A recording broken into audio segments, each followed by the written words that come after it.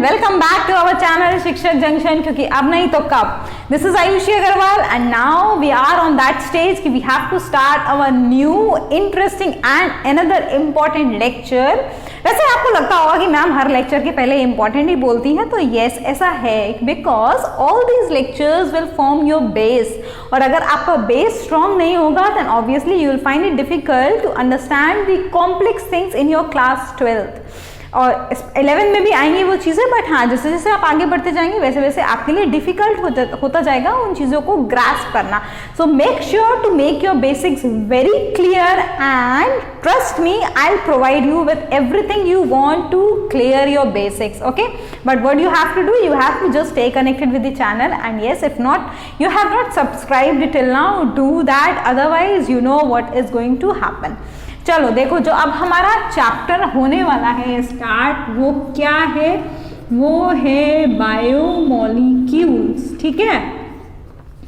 आज के इस लेक्चर में ना कुछ अलग अलग चीजें इंटरेस्टिंग होने वाली हैं। मैं खुद को कॉन्ट्राडिक्ट करने वाली हूँ इस लेक्चर में। कैसे करूंगी आपको अभी दिखाती हूँ। देखो, पहले इंटरेस्टिंग क्यों होने वाला है वो आपको लेक्चर में पता चलेगा, लेकिन उससे पहले थोड़ी अलग चीजें। बायोमोलिक्यूल्स, देखो मेरा शुरू से ही रहा है कि I usually believe in teaching with the name, so I will do that here also. Bio का मतलब बार बार रिपीट करती हुई आ रही हूं मैं, it means living. Molecules we all know, but how I'm going to contradict today in this particular lecture is actually में ये जो बायोमोलिक्यूल्स हैं वो लिविंग नहीं होते। कर दिया ना अपने आप को मैंने कॉन्ट्राडिक्ट। इसका मतलब कैसा पॉइंट है ये आप लोगों के लिए, एक जो एक्सप्रेशन शायद अब आपको दिखेगा वैसा होने वाला है। वो थोड़ी और बड़ी बनाते हैं क्योंकि एक्सप्रेशन दिखाना है ना मेरे को आपको। कुछ ऐसा होने वाला है ना, शॉकिंग, मजा आ रहा होगा इसको देख के, क्योंकि बहुत टाइम के बाद ऐसी इमोजीज स्पेशली बड़े क्लासेस में तो बहुत कम देखने को मिलती हैं। तो yes, I am terming, or the name is the biomolecules that should be the living components of the living molecules, but actually these biomolecules are non-living.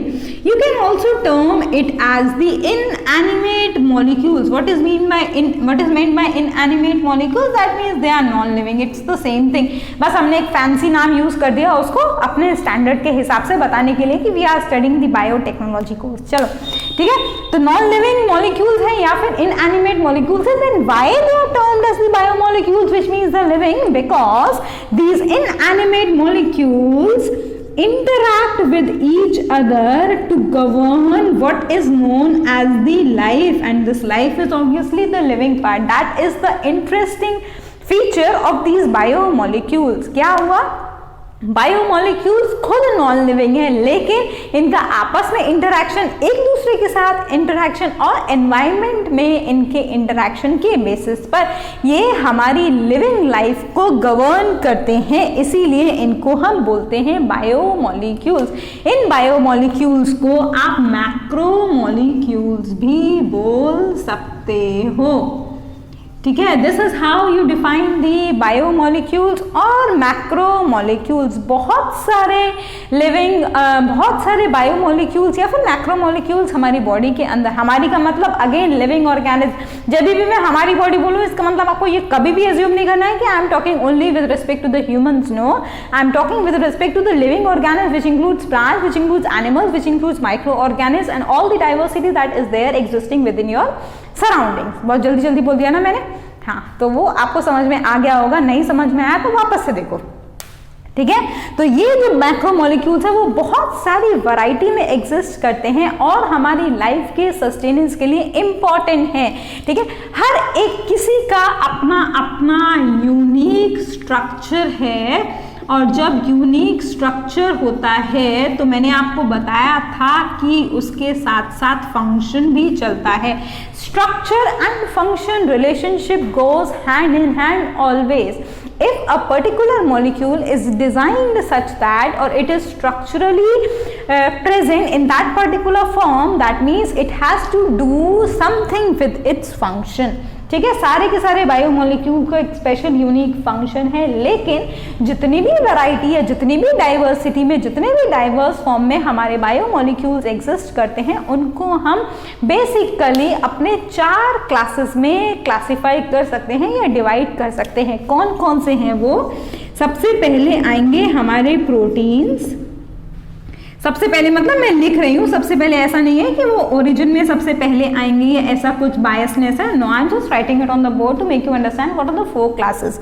सबसे पहला प्रोटीन, कार्बोहाइड्रेट, तीसरे इंपॉर्टेंट लिपिड्स, और फिर चौथे हैं हमारे nucleic acids. I am listing it again. I have not listed all these biomolecules on the basis of their priority या importance के basis पर. No, they are each one of them is important in their own way. I have just listed it on the board. ठीक है, ये 4 biomolecules हैं, इन्हीं की detailings हम अपने इस पर्टिकुलर चैप्टर में स्टडी करने वाले हैं। कैसे?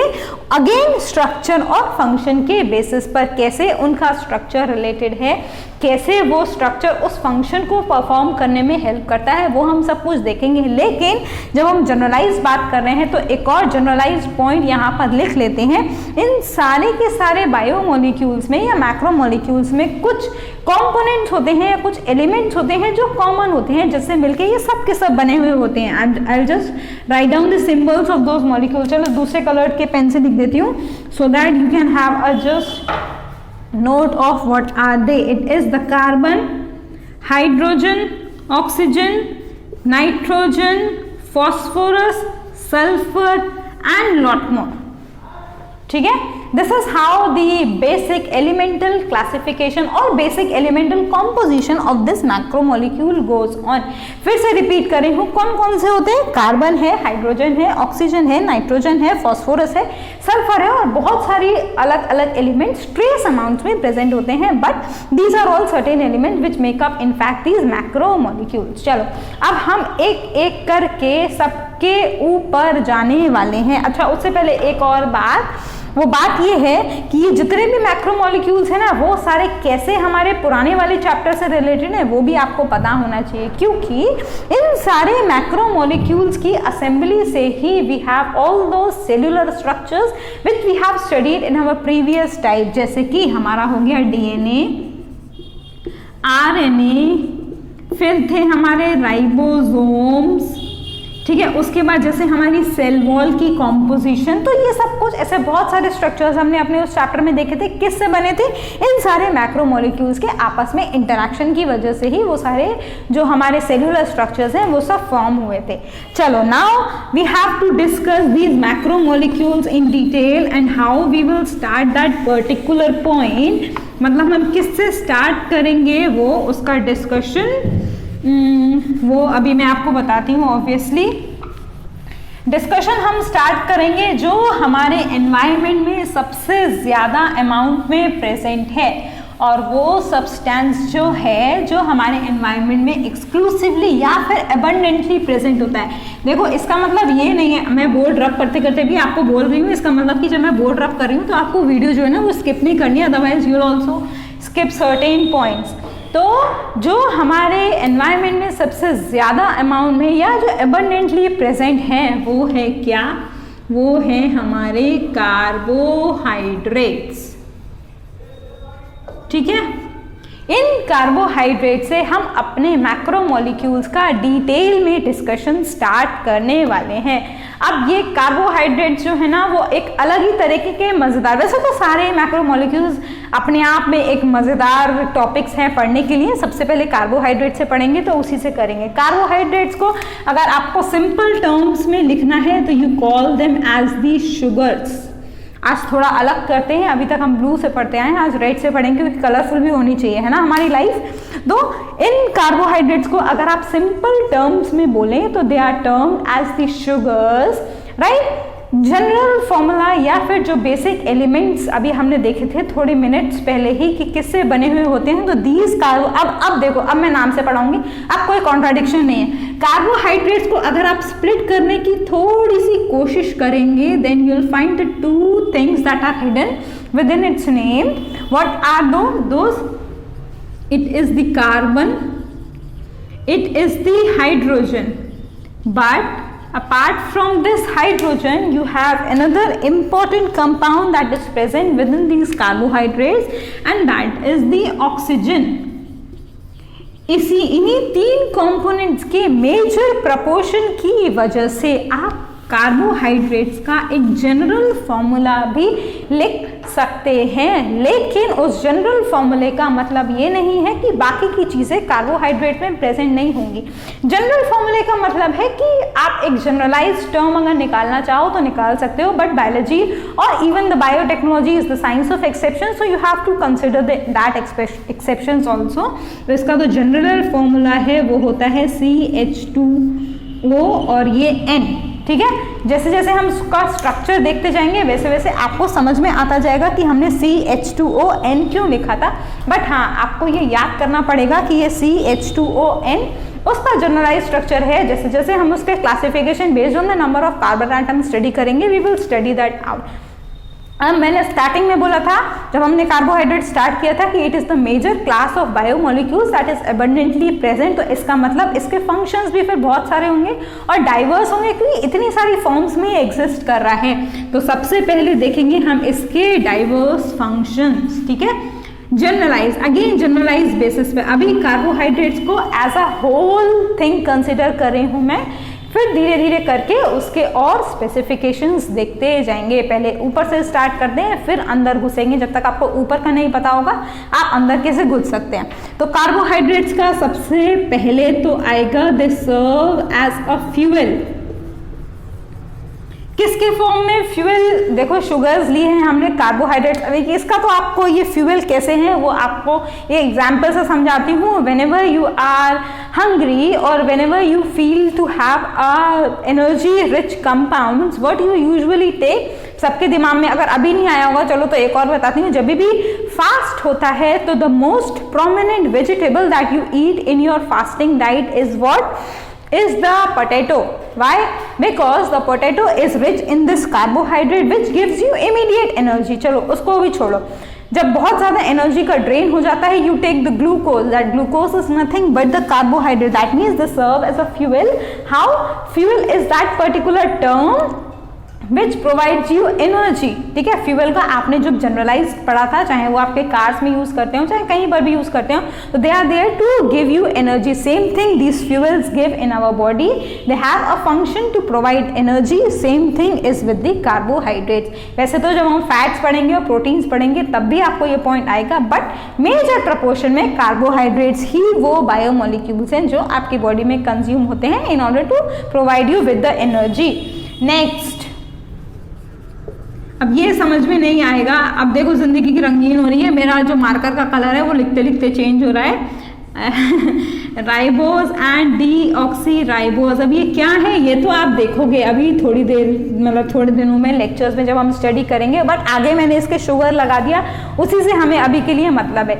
जो डीऑक्सीराइबोज और राइबोज के जो शुगर मॉलिक्यूल्स हैं, कार्बोहाइड्रेट्स ही होते हैं। किसका बिल्डिंग ब्लॉक बनाते हैं? ये हमारे DNA। वैसे मुझे अगर मैं रिस्पेक्टिवली टर्म करूँ तो मैं उसी रिस्पेक्ट में लिखती हूँ, ठीक है। पहले आएगा हमारा RNA और उसके बाद आएगा हमारा DNA, ये रिस्पेक्टिवली के टर्म्स में। मतलब राइबोज शुगर RNA में, डीऑक्सीराइबोज शुगर DNA का कॉन्स्टिट्यूएंट एलिमेंट बना दिए। न्यूक्लिक एसिड जब हम डिस्कस करेंगे तब इसको भी डिटेल में पढ़ेंगे। उसके अलावा कुछ और इसके रोल, पॉलीसैकेराइड्स। अभी थोड़ी देर पहले मैंने पॉलीसैकेराइड्स टर्म किया था।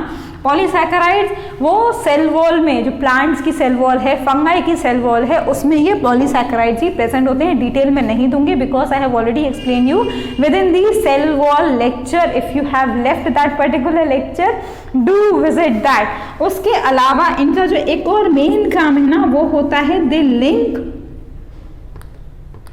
Proteins and lipids to accommodate certain functions within the body। तो ये इनका एक और मेन फंक्शन होता है। इस फंक्शन को समझने के लिए भी आपको आपके प्रीवियस चैप्टर के ऊपर थोड़ा सा ध्यान देना पड़ेगा। जब हम प्लाज्मा मेम्ब्रेन पढ़ रहे थे, याद कीजिए, तब मैंने आपको बताया था उस प्लाज्मा मेम्ब्रेन के अंदर कुछ ऐसे मॉलिक्यूल्स प्रेजेंट होते हैं that allow the selective transport of the molecule. Specially जब हमने फैसिलिटेटेड डिफ्यूजन और अपने मॉलिक्यूलर ट्रांसपोर्टेशन कॉम्पोजिशन की बात करी थी तब मैंने आपको बताया था, तब ध्यान करो वहां पर जो प्रोटीन के मॉलिक्यूल्स थे उसके साथ में कहीं कहीं पर लिपिड एंकर्ड प्रोटीन्स भी लिखा हुआ था, या फिर वो कार्बोहाइड्रेट का जो स्ट्रक्चर था वो भी लिखा हुआ था। तो दैट इज हाउ, मतलब ये एक एग्जाम्पल की तरह आप ले सकते हो कि it forms the link between the protein and lipids and help in mediating the interactions among the cells. So this is about this particular carbohydrate thing. अच्छा, एक और चीज जो मैंने थोड़ी देर पहले आपको इसका जनरलाइज्ड स्ट्रक्चर बताया था CH2N, एक्चुअली में जो हमारे एल्डिहाइड्स हैं वो क्या होते हैं, इसको आप एक और तरीके से भी अगर स्ट्रक्चरली लिखना चाहो तो लिख सकते हो, they are polyhydroxy compounds of aldehydes and ketones. देखो केमिस्ट्री आ गई यहाँ पर, अब प्रूफ भी होता रहेगा कि कैसे biotechnology is an interdisciplinary field. Aldehydes और कीटोन्स का फंक्शनल ग्रुप आप लोग पहले अपने 9th और 10th क्लास की केमिस्ट्री में पढ़ के आ चुके हो, चलो फिर भी मैं लिख देती हूँ। एल्डिहाइड का फंक्शनल ग्रुप होता है CHO और कीटोन का होता है CO, C डबल बॉन्ड होता है, CO लिख रहे हो क्योंकि आपको पता होना चाहिए अभी तक एल्डिहाइड और कीटोन्स क्या हैं। तो these are the polyhydroxy compounds of aldehydes and ketones. That means when we are going to talk about the structure in our next lecture, you will get to know how this aldehydes and ketones are present and what do you mean by polyhydroxy। देखो यहाँ पे भी नाम से clear हो रहा है, poly का मतलब बहुत सारे, हाइड्रो का मतलब हाइड्रोजन, ऑक्सी का मतलब ऑक्सीजन, मतलब बहुत सारे ऑक्सीजन और हाइड्रोजन के कंपाउंड्स के साथ you have these functional groups accommodated within the molecules which give us the structure of these carbohydrates। तो नेक्स्ट लेक्चर की भी लिंक मैंने आपको यहीं पर प्रोवाइड कर दी, वहीं से स्टार्ट करेंगे अपने एल्डिहाइड्स carbohydrates के structure से। So we'll meet in our next lecture. Till then, if you have any doubt, you are free to ask either in the comment section or through the number that has already been provided to you, but through the channel. Do ask your doubts, otherwise जो आपका base है वो गायब हो जाएगा, ठीक है। I am there to solve your queries, but for that you have to watch the lecture and ask it from your side, then only I will get to know what your doubt is. We will meet in our next lecture. Till then, stay safe, stay connected with the channel. Bye bye. Thank you.